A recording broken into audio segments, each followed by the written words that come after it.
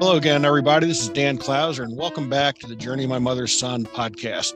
Today I'm joined by Michael Mitreuter, who is the co-founder of MammothMarch. And we are going to talk a little bit about this event series. I want to read from their website the story of MammothMarch, and then we'll dig into Mike's head as to how this all came about.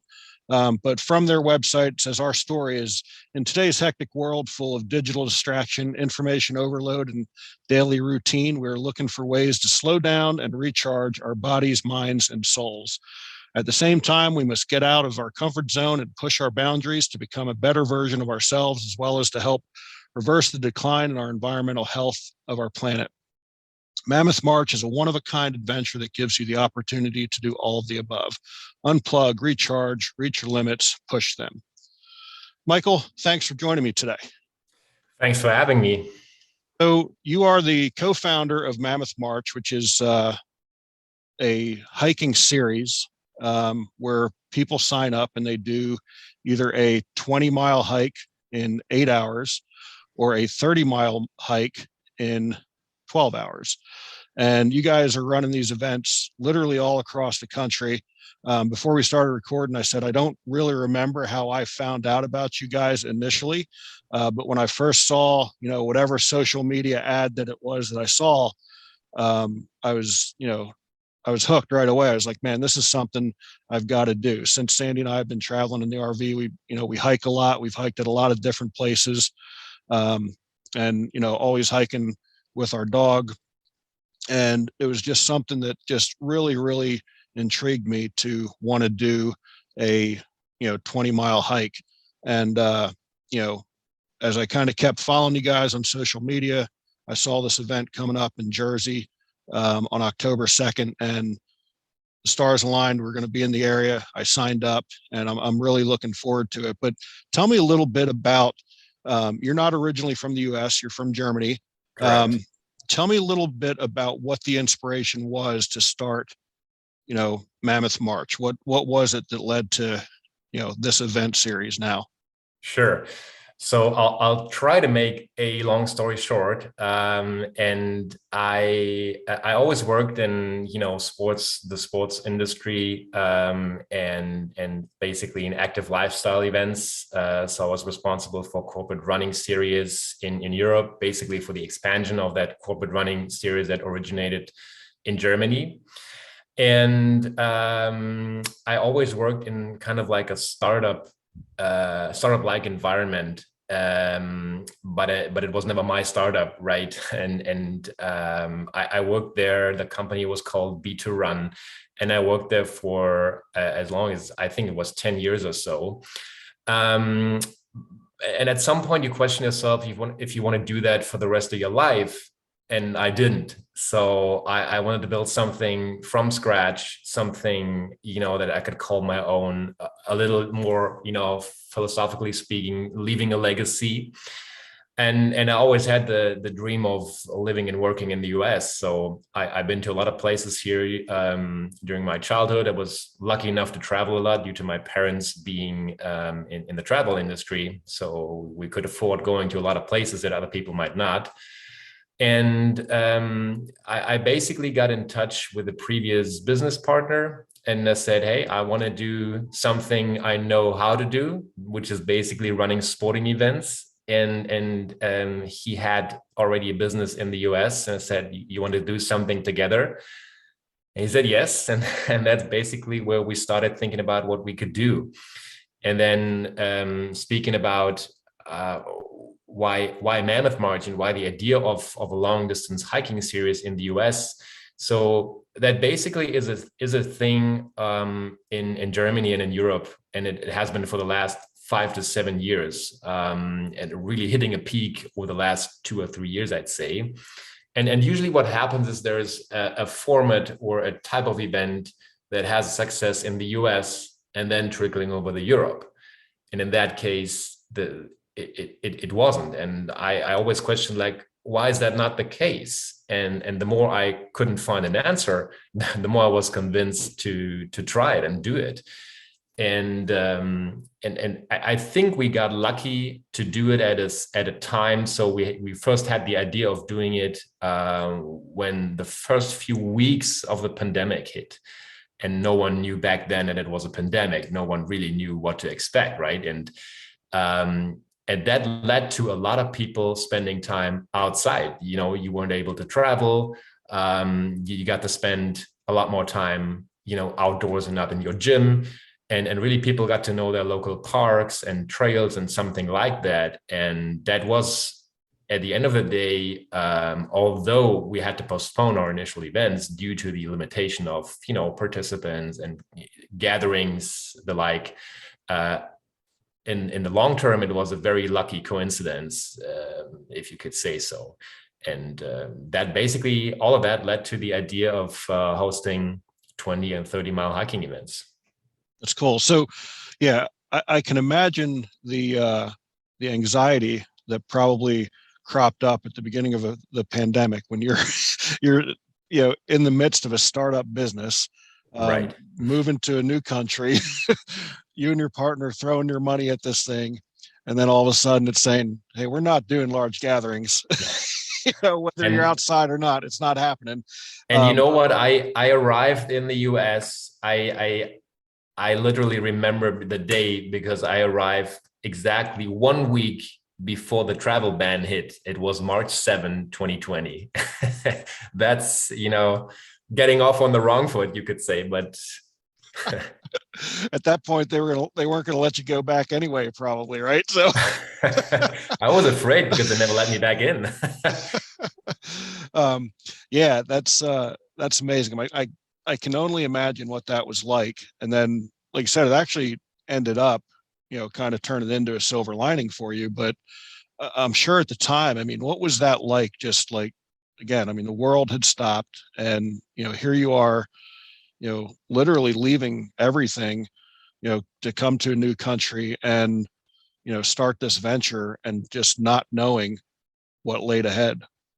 Well, to be honest, and you mentioned anxiety, I didn't feel it at that time because everything was still, you know, new. I think I just didn't realize what this means. And I think looking back, yeah, I should have had a little more anxiety. But back then, you just thought this would be like a 2-3 week thing. You know, all sports stopped. It's, you know, postponing events for a week, then a month, and then throughout the summer.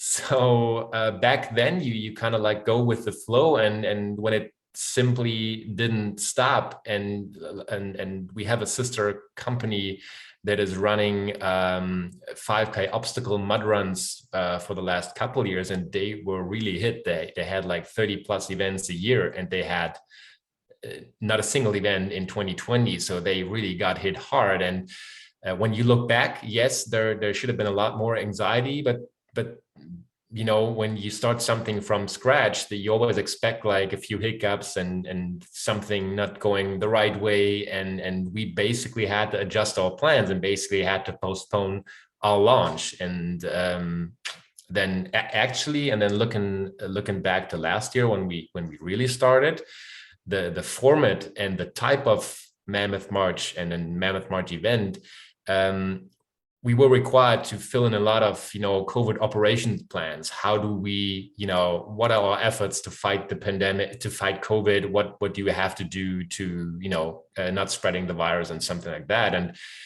we really didn't have to change our setup because it's a 20-30 mile hiking event. The nature of the event is, you know, being spread out wildly. You don't want to, when you want to hike in October, you don't want to be packed in a starting chute with thousands of runners or hikers, right? You want to experience nature and want to be remote.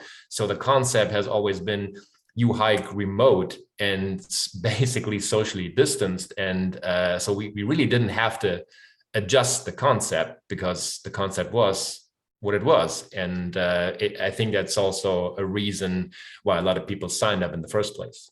Yeah. No, I love that. Yeah, and I can relate to that because you know, you said you got here into the U.S. on March 7th of 2020. My wife and I were sitting in our RV dealership on March 20th of 2020. And we're originally from Pennsylvania. And it was the day that the governor of Pennsylvania was issuing the shutdown orders.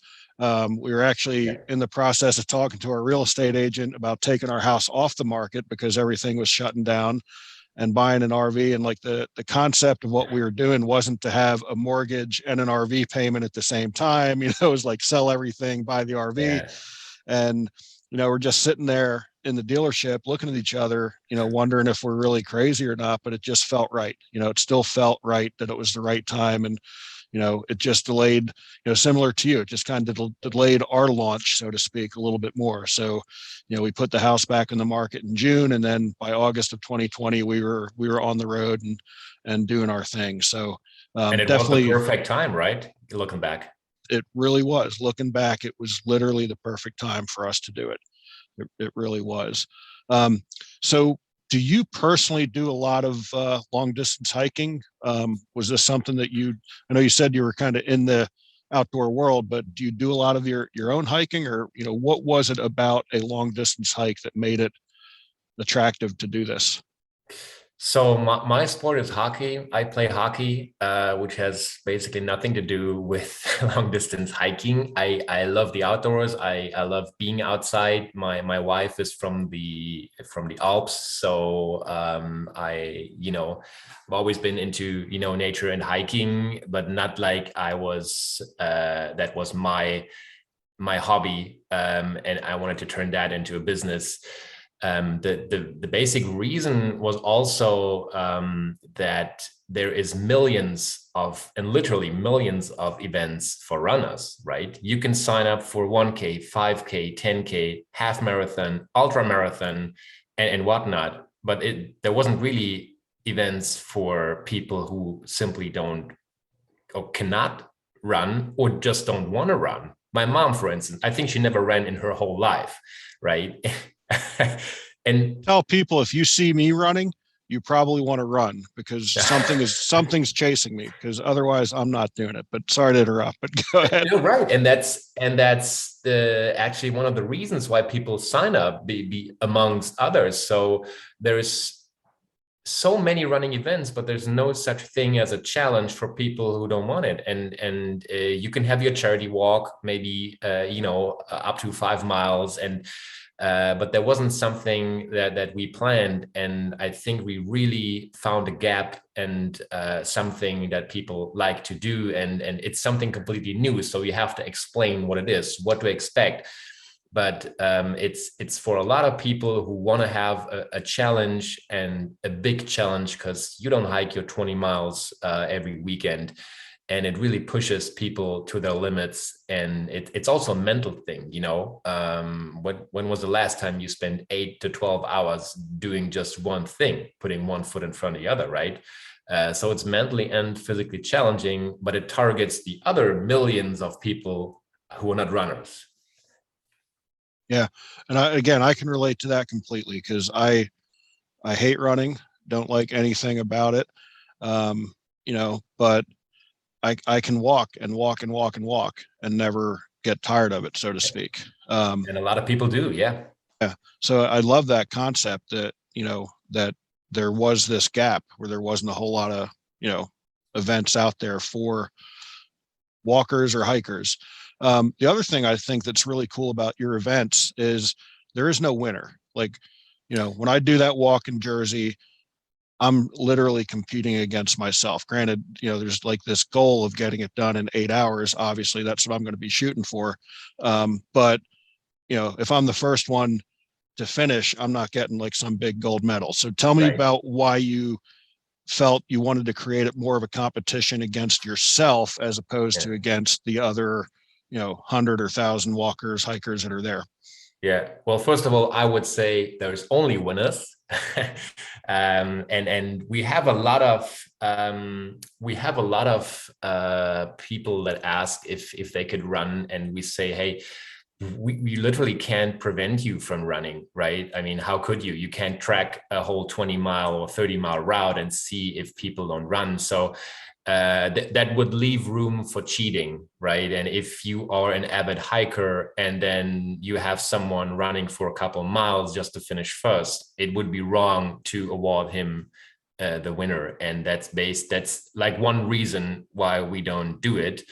The other reason is just like you said, everyone is a winner, and you compete against yourself. And if you finish within 6 hours, that's terrific. If you finish within 8 or 10 hours, that's terrific too, because you don't know people's conditions, you don't know the reason they signed up, and if you beat that distance, and then like I just said, we wait for a couple hours after these 8 and 12 hours. So if for whatever reason people crossing the finish line after that, we never leave anyone behind.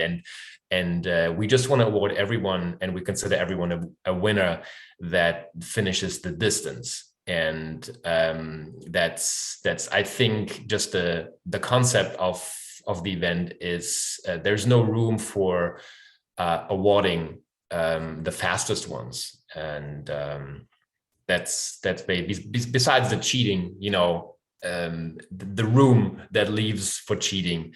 This is basically why we don't have some kind of a ceremony or trophies. Yeah, no, I love that. And I come from the event world. I'd run a nonprofit organization. We had a 130-acre sports complex, and we ran baseball and softball tournaments every weekend. We'd have some soccer events, and we did 5Ks at our complex. So I'm always intrigued by just the moving parts of running an event in general. And it's like, so I'm kind of very odd in that, in that sense, that like when I go to a concert or I go to even a baseball game or something, like I'm not only watching what's happening, but like I'm very observant of the things that are going on behind the scenes, because most of the regular people have no idea what it takes to run that event. And I mean, again, you're putting together a 20 and 30-mile route. So that in its own right, is taking place and being put together months and months prior to you ever, opening registration. We always, our organization always referred to it, like the day of the event is like organized chaos. Like there's all kinds of fires that we're putting out, but nobody knows it's happening. We all know it's happening, but everybody that's there, it's like, oh, this is the greatest thing ever. You guys are, running like a well-oiled machine. And we're like, well, if you're only back there, you'd know a little different. So, what's it like for you? I mean, again, putting together, I haven't been to an event yet. So, I mean, how many participants are you guys getting to events right now? Everything from, I think the smallest we hosted was 350, up to the largest one, 1,200. Wow. And I can tell you, asking about, organized chaos, the first ever event we hosted, and again, the first ever event we hosted was at Cuyahoga Valley National Park in Ohio. And that was the one where we had the 1,200. So we didn't really have not only the time, but like a smaller sized event to try out what works and what not. So the first time me ever doing this was with 1,200 people in a national park. And I can tell you everything went, so bottom line, everything went great. I've never received better feedback for an event, for something I did in the last 12 years throughout my whole professional career than that day or the day after. Really, that was an overwhelming feeling. But I can also tell you the days before and the day of the event, it was crazy. It really was. I completely underestimated the logistics part of it. And we were only 3 to 4 people in my team at that time. Obviously, you receive a lot of volunteer support on the day off, but it was, and it starts with the small things, and you probably can relate to it, coming from the industry. So we had partners, and we had things to stack our aid stations. So we have aid stations along the course to get people refreshments. They can refill their water bottles. We provide food and snacks and everything. I can tell you, I completely underestimated the logistics part of it. So when I had all the missing pieces together, and I basically had tons of boxes and cans and water jugs and everything in one place, well, they had to go to different places too, right? And they were 5 to 10 to 12 miles apart. So I don't want to dwell on that, but and everything worked out great. But my wife and I, and she's been a big support since day one. When we look back, we always ask ourselves, how did we do that? And we can't find an answer. I can relate to that as well. It's unbelievable. It really is unbelievable. Yeah. But yeah, the amount of moving parts, and again, you're dealing with all, you've got your team, and then you're dealing with, the park staff and all these volunteers and all that stuff. It's just amazing, the way it can get, pulled off just in general. And you're going to be back there in Ohio on September 11th. Right. How are those registrations looking? If it was 1,200 first time around, where you looking at right now on that? So we have a limit of 1,000 in the national park, and we are close to being a sellout again. So right now, I think we got around 800, 850 something, and it's still around 3 months, to the event. So during the first, and when you do something new and you do it for the first time and you have a certain level of success, I'd say in 1,200 people, from scratch is a big success, or what I would consider a big success. But then it leads to, can you repeat it, or how did people really like it? Because you can get all the feedback, like all the great feedback in the world, but if that doesn't lead to people signing up again, then right, what it's worth, just from a business perspective.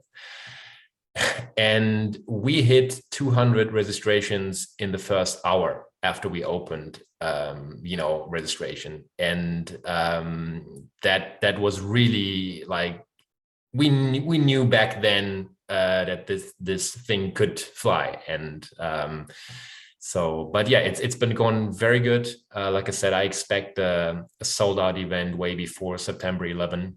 But it's definitely a real nice place to host it. It's scenic, it's trails, it's just like Jersey, I'd say a really what I would consider hiking in remote nature.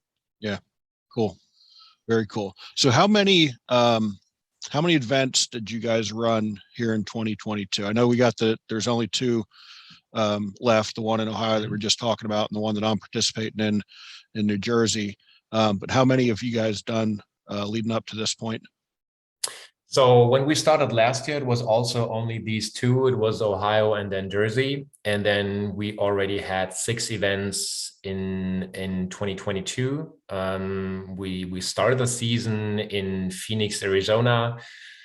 We had 2 events in Florida. We had 2 events in Tennessee. We just finished an event in Buffalo, New York, just 2 weeks ago.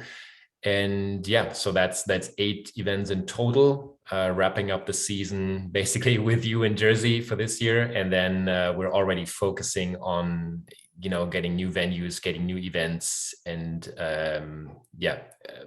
growing the event series next year. Yeah. And what's the goal then for 2023, going from 8 this year to how many are you looking at for 2023? I would love to double the amount, to be honest. And I think now that we know a little bit more of how the events can be run, and how, all the missing pieces we can put together. And I think there's room for 16 events, something like that. I don't really have a number in mind, but I think you also gotta grow. I don't want to have 30 events next year, right? It would be a little overwhelming. So you gotta really take care that the quality of the events are still being delivered, and you remain a certain level of quality. But that's I think in the ballpark of 15 to 17, something like that would be great to host. Right. Yeah. And I mean, that growth always has to be strategic, right? I mean, like you said, you can't go from 8 to 30 because the collateral damage of that growth wouldn't be worth the growth in and of itself. So I think that's a smart approach to, kind of figure out, all right, we handled this pretty well. What can we add to our plate, for 2023? And then what's it look like for 2024 and so on. So I think that's really smart way to go about it. How do you go about finding the sites? I mean, is that something that you personally are, have your hand in, or is that something other staff members working on almost a full-time basis, finding new locations? So yeah, it's definitely a team effort, but I'm basically in, leading the way. I think right now I have a good eye for when I look at Google Maps and I look at all trails and all kinds of other, GPS, then I think I have a good understanding if an event can be possible or not. And the tricky part in our case is we not only need a very remote, scenic 20 to 30 mile area or route that we can host an event, but we also need a venue, that has ample parking, that can host our little village, and is up for growth in the next few years. So these two pieces always need to be put together. And right now we also have to consider, logistics in a way that we don't want to have an event in Florida in February, in New York in March, and then in Florida again in April. So right, it doesn't make sense. So you have to basically map out a path you can have the events. And then I got 2 team members. They're also eagerly working on finding new venues, establishing contacts, and it's so many different parts that need to fit. And sometimes it's the counties, sometimes it's the national parks, it's the state parks, it's local authorities, it's private venues. So there's a lot of groundwork to do before you can actually go out and start promoting a new event. Yeah. So how far in advance are you securing sites prior to the event?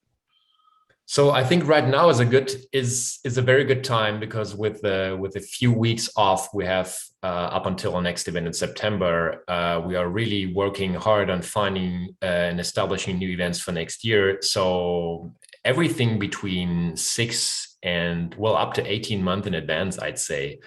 And you need that time because, like I said, it's going to be a lot of entities you gotta reach out to.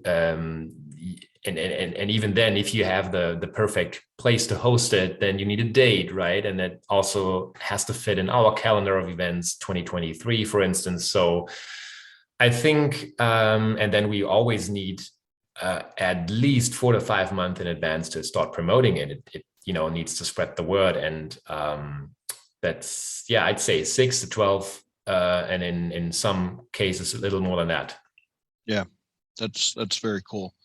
Now, one of the other things that you guys do that I've found very intriguing is part of the proceeds go to plant a tree. What was the concept behind that, to want to be able to give back in that way? Well, we always had, from the get-go, we wanted to do something good. We wanted to, include a charity in what we do. And then when we came across One Tree Planted, which is our designated charity partner, we just stopped looking for other partners, because that's like, you couldn't find a better partner than that, because we host our events in nature in a lot of remote areas, in state parks, state forests, national parks. And so giving back to nature is really what we wanted to do. And planting a tree for every registered hiker is really, I always say that's a picture perfect partner. And we stopped looking for other partners around, and we support reforestation projects in the US every year, and that's where parts of the proceeds go. I love that. I love that. And then, just from a user standpoint, I want to let my listeners know that if they want to register for one of these events, the registration process was super, super simple. Any communication that I had reached out to you guys on, I got a response incredibly quickly. And I know that'll kind of go up and down depending on, where you're at with events. Because I think the first time I'd reached out to you was basically just, and again, not to you personally, but to your team. I just asked a question if dogs were allowed Right. in the event. And it was funny because I think I sent it the weekend of your Memphis event, and it was one of those things where I sent it. I'm like, oh, I'm not going to get a response. Like this was the most ignorant time to send this email to these guys, because they're in the midst of an event. And I got a response like within a day, and I was just like, wow, that's totally baffling to me. And then when and I realized that I'd be able to participate in the October event in Jersey. I'd reached out with a couple questions prior to that before registering as well, because my wife's actually going to volunteer during that event too. And again, the communication back and forth was just top notch. And then, even when I then said, hey, I'd like to, feature you guys in the podcast, who would be the guy to talk to? When they then connected me directly to you, it was a very seamless process. So whatever culture you're developing there, you're doing the right job. So keep doing whatever you're doing, because that, again, from a user standpoint, like I don't want to do a podcast with you if I'm aggravated trying to register the event, so whatever you guys are doing there, man, keep up the good work, because you're doing the right thing for sure. I really appreciate it. We'll let my team know. And yeah, I think that's just the mentality of, being in the event industry. And, we don't have a lot of competition when it comes to long distance hiking, but you always compete with, people could spend their money otherwise. And we want to maintain or want to establish a certain level of quality and customer service. And I think it's this, getting things done mentality. So why answer an email a day later if you could do it right now? And for us, it's simple questions. Can you bring a dog? Yes, you can. Can you park your RV? Yes, you can. And that's just, I appreciate it. And I love to hear that the registration process went smooth as well. Yeah, both from, me as a participant and, Sandy as a volunteer, it was very, very, very simple. So I'm really looking forward to the event. I know Sandy's looking forward to helping out as well. So it's going to be a lot of fun. Give a little, let people know the website address, how they can, find you guys. You're on social media, Facebook, all that stuff. Where can they find out more about Mammoth March? So the easiest way is to go to our website. It's www.mammothmarch.com. Mammoth, like the extinct animal, and maybe that relates to the name, why we came up with it. It's just a strenuous, long, huge distance you got to cover. So go to mammothmarch.com, and you can find us on Instagram and specifically Facebook. You just search Mammoth March, and then you'll quickly come across the events and what we do. Yeah. And when you guys did the first couple events, was it always a 20 and 30 mile hike, or did it start out just as 20 and then you added the 30 later? I wasn't sure as I was looking at some stuff through the registration. Right. No, when we started the first ones, we tried to look at options to add both like a 20 and 30 miler, because it's for a lot of people, the 20 miles is a huge challenge. And if they sign up for something like that for the first time, and because we don't have like too many marathon runners and everything, and even for them, it's a different animal, I can tell you. So when we started, we wanted to find out, what participants want to do. And in Jersey was actually the first one last year. We offered both like 20 and 30 miles. But then we quickly saw that the number of people who registered for the 30 was only like, I would say around 20% of the overall participants. And then we said, yeah, that we got to grow, and we got to grow the market basically. And once you've done a 20 miler, you might be eager to do a 30 miler, but you got to start with 20. So the most events we offer right now is 20 miles.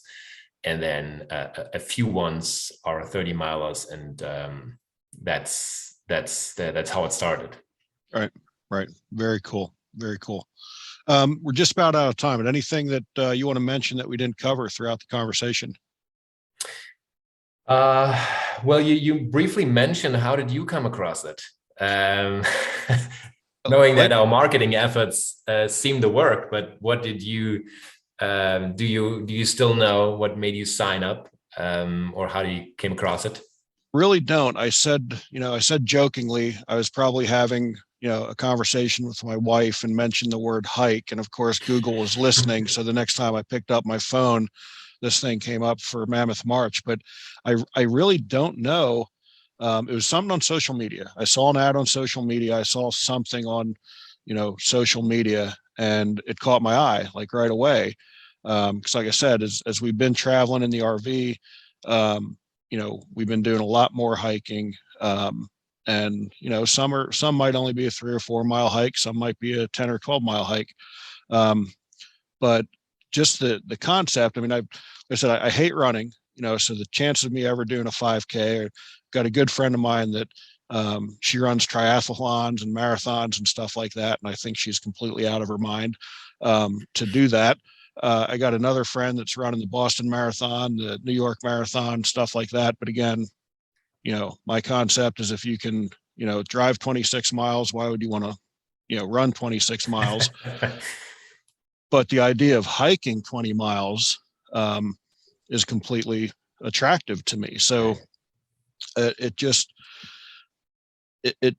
really piqued my interest. So I immediately kind of kept, going to the website and looking at the locations and kind of looking at where we were going to be, and it worked out for October. And I just, I joined the, I liked the Facebook page, followed you guys on Instagram, so I would keep getting notifications and stuff. And I said, when I saw Jersey, I'm like, Jersey, October, that's doable. We can make that happen. So yeah, So there we go. I can't give a definite answer as to, how. It's not like I was searching for long distance hiking events, because like you said, they don't really exist a whole lot outside of, you Right, guys. So, right. um, it's not like I was looking for it.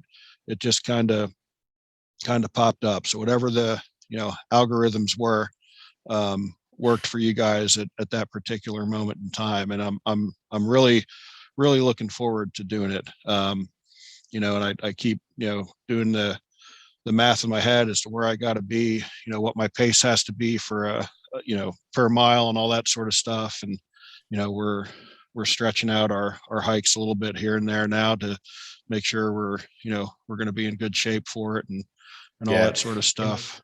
and you actually, a lot of people have no idea. Maybe that's something to finish off talking about Mammoth March from my end, but it's really, people have no idea what an impact the event can have on your, willing and ability to finish a 20-mile hike. So we offer dropout spots. So when people, simply cannot go any further, we pick them up at certain dropout spots.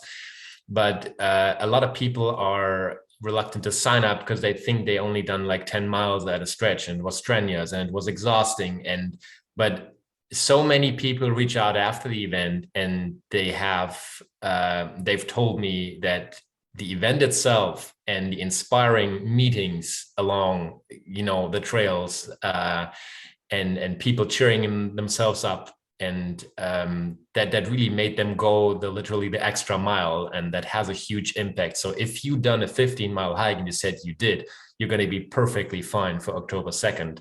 Because again, being part of an event, being part of others and hundreds of others like-minded people who have the same goal to finish that distance is really something that a lot of people have no idea of how big of an impact it has. Yeah, and I can relate to that, because when we were in Arizona back in October, we were on a volunteer project there in Picacho Peak State Park, and a group of us, the weekend in between our project, decided to hike Picacho Peak. I didn't take the dog on this one because he would not have made it.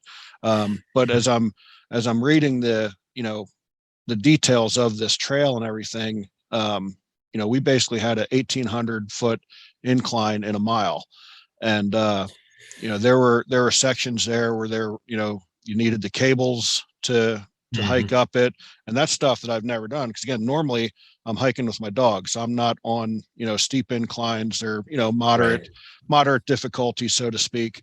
So this was something new for me. I never had to wear gloves on the trail or anything like that, for the cables. And, there were times where I'm like, man, I don't know if I'm going to be able to, you're looking up, you're like, man, I don't know if I'm going to be able to do that. And, you do it. And then once we got to that peak and, you're just looking around and, we're higher than what the birds are flying, Wow, and it was just an incredible feeling of accomplishment. And again, I didn't get a medal for it. I didn't, there was no, we were on no time of when we had to finish by or anything like that. But it was just this incredible sense of peace and accomplishment that, wow, man, I did not think I would be able to do that. And I did. So, and you did, right. So to be in and, when you talk about that like-minded people and just I'm sure there's a sense of community during the event. I'm looking forward to that as well, because that's one of the things that the RV community in general is very much like that. I mean, it is a very like-minded community. And again, it's hard to put into words if you don't experience it. So, anybody that's listening out there and you want to challenge yourself to it, you're probably much better off doing a 20-mile hike in a group setting like this than just deciding to go out on your own one day through the woods and do it, because again, you're going to hit some encouragement. You're going to see people are going to, doing the same thing as you. They're going to push you a little bit. So that's the part I'm really looking forward to, is just kind of that whole like-mindedness and being out there. You're alone, but yet you're still, you're going to see some other people. You're going to see some folks, and right. And a lot of people, haven't taken part in an organized hike, like in a hiking event, and they are when we receive feedback, it's a lot like they didn't expect it to be that organized in a way that obviously it's covered by by medics, by EMT. We offer aid stations, so you basically only got to bring your water bottle that you can refill, and whenever there's questions, needs, or anything, they're covered, right? And if you go out for 20-mile on your own, you got to do a lot of thinking, a lot of planning, and there's still the uncertainty. What happens if you cannot finish, and let's say your wife is not at standby to pick you up, something like that. So that's really like an advantage of doing it, and not to speak about the like-minded people and that community. And we also start seeing people in different events. So we have people that started traveling basically with us to do other Mammoth March events. So we just recently had an event in Buffalo, and we had people from Memphis, from Florida that did the events, and that's just great to see, and that is encouraging. Yeah, no, that's when you're onto something, right? When you got people traveling that type of distance to participate in an event. And again, I think it comes to that sense of community that's being built around these events. So that's really cool. So as you know, the subtitle of my podcast is Many Little People in Many Little Places, which comes from the opening lyrics of a Michael Franti song, Gloria, which go, "When many little people in many little places do many little things, and the whole world changes." So what's one of the little things that Michael's doing on a daily basis to make the world a little bit better place? So as I'm since a little over 2 years, I'm doing nothing but working on that Mammoth March thing. It's pretty much related to work. And I would say, I mean, besides the charity aspect, our reforestation efforts, I think it really is to offer something unique, that enables people to go beyond what they think is possible, and basically offering something new, a platform or environment where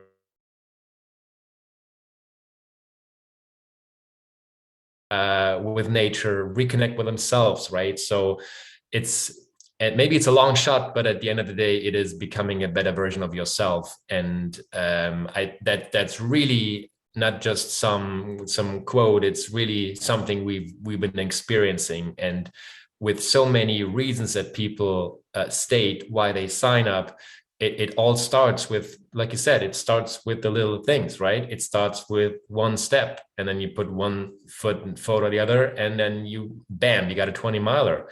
So it really is. And we offer, or what I do is I offer that, I would say, that environment or that new challenge, and again, to go beyond what people think is possible. And yeah, and then that's also based on feedback. So we have so many, like I said, so many different reasons why people sign up, and that really starts with a little thing, signing up and taking the first step. So I love that. Every journey begins with the first step, right? So I love that.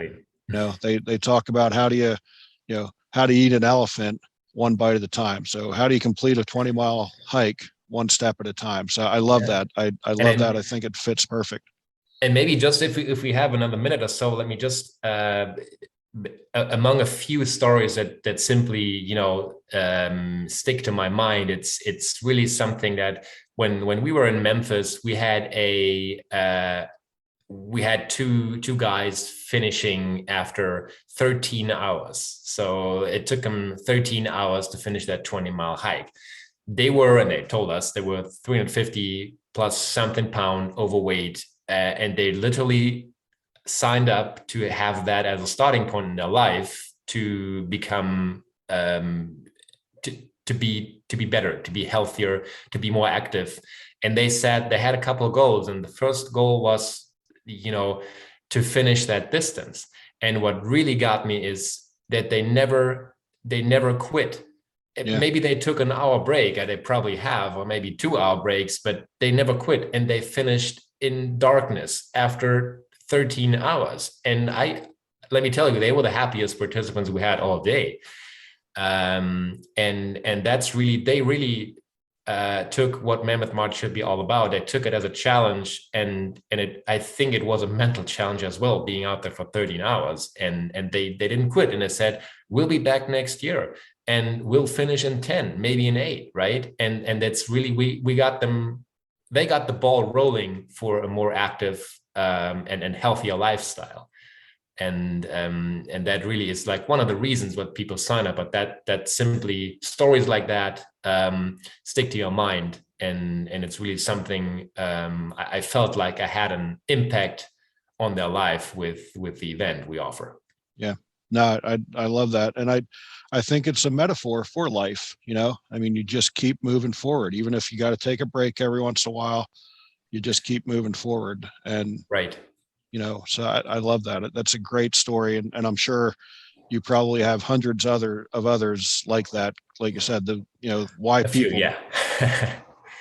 sort of stuff. So I'm really looking forward to participating in it. I thank you for, having the vision to put this together. I think it's going to be, I mean, your track record of success, I think, is speaking for itself, but I think this is going to be something that'll be really big moving forward. And, you'll probably end up having some copycats come along, trying to go off your success. But you know what? That's part of the price you pay for success, right? So let's keep it on the down low, huh?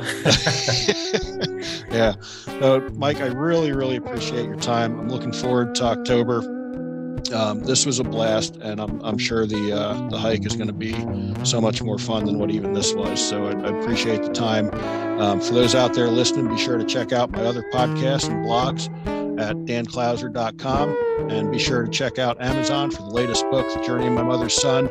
Michael, thanks again for the time. Really appreciate it, and looking forward to October. Yeah, look forward to meeting you and your wife in October. Thanks for having me. You bet.